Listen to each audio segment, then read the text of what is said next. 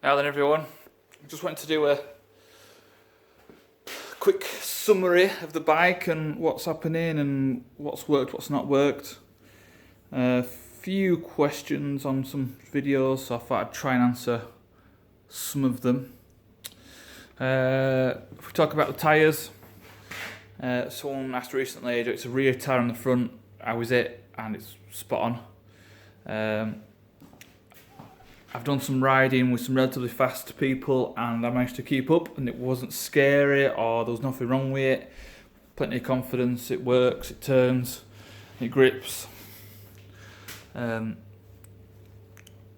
what it is, you know, it's just an old bike in it, 96, not particularly fast, it works fine. What is it, a Metzler Torrance tyre. Yeah, so the tyres are spot on. No complaints whatsoever. The brakes are still rubbish. I've tried to tinker with the brakes and different pads, braided lines, but they're just not very good. But it is what it is. They slowed me down, and it's probably if they were mega keen, I wouldn't want to lock up the front wheel. You've just got to sort of pump them and really pull on that lever to get it to stop, but it works. Back brake locks up instantly, so there's nothing wrong with back brake. Just front brake's a bit iffy. The exhaust is still mega loud. I tried to do some silencers.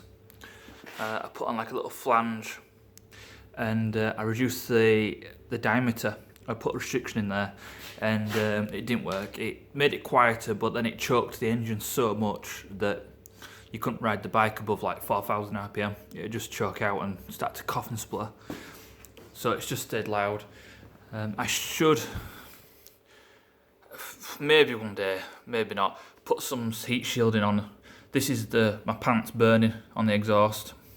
Got some waterproof pants, the sort of plastic pants, which is just burning on, which is a little bit annoying. But it is what it is. You know, I like to ride it, and it works. Maybe in summer I'll take the exhaust off and repolish it all for some summer riding, so it all looks nice and neat.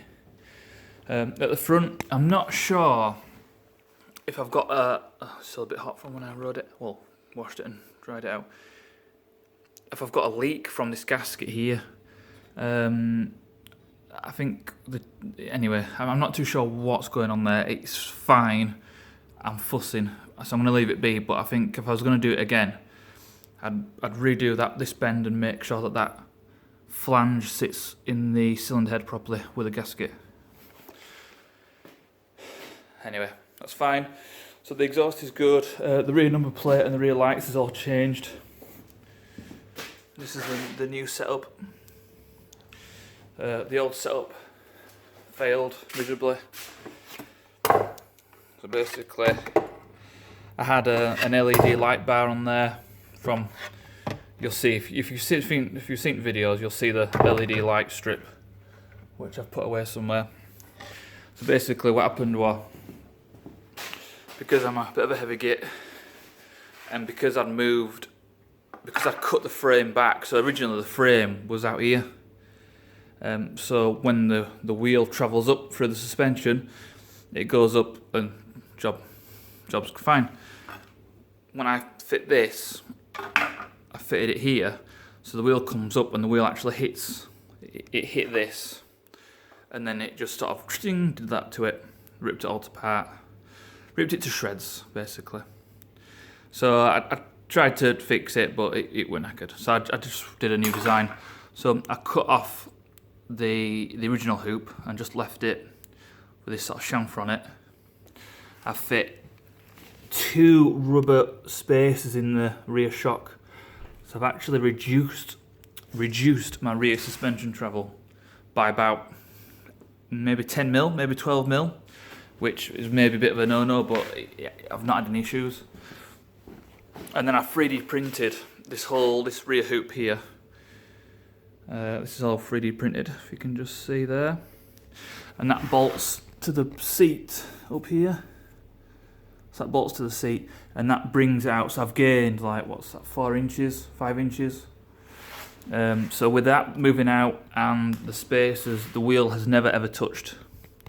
Has never touched anything now. Sorry, not spacers, bump stops. Let's call them bump stops in the rear shock. So that's worked. And then these lights here, if I turn it back on, I'll show you the lights. Just some cheapo lights off Amazon, I think it was. And they do the job. So if I put the lights on. So that's my side lights, number plate lights and side lights. Put the indicator on. That turns into the indicator, and that's the same for the other side. And then the brake lights. Yeah. So it works, does the job. Turn those off. So that's the rear end, that's what I've done there. What else have I done? Yeah, 3D printed a number plate bracket, which is just under there. And I printed it to hollow, which was a mistake, and it snapped. And then this new one is solid. So that's worked a lot better. That's 100% density on a 3D printer. All this is new, I think I might have shown you that already. These are the old bits from the front mudguard. That's all new and working nicely under there. Holding the mudguard on, holding the shocks together. That's when I fell off at mile, broke the handlebars. So yeah, that's it. So I've got my USB power supply, which is full of water, which is a bit annoying. Phone mount, which is a 3D printed part with a bracket from China, which works well. So yeah, that's it in a nutshell. So 7-minute video, call it a day there. Yeah, bike works well. It does need maintenance in the future. Needs a new clutch. The clutch still bites nice. Still bites, still do wheelies, well, little tiny wheelies, but it's right at the end of the travel, which should just... I could adjust the cables a bit, but it's just getting towards the end of its life. Still got this fuel starvation issue when I'm riding on the motorway, which I need to investigate. But yeah, that's about it. So I'll leave it there. 8-minute video. Call it a day. My phone's starting to play out now, which is a bit weird. But yeah, thanks for watching.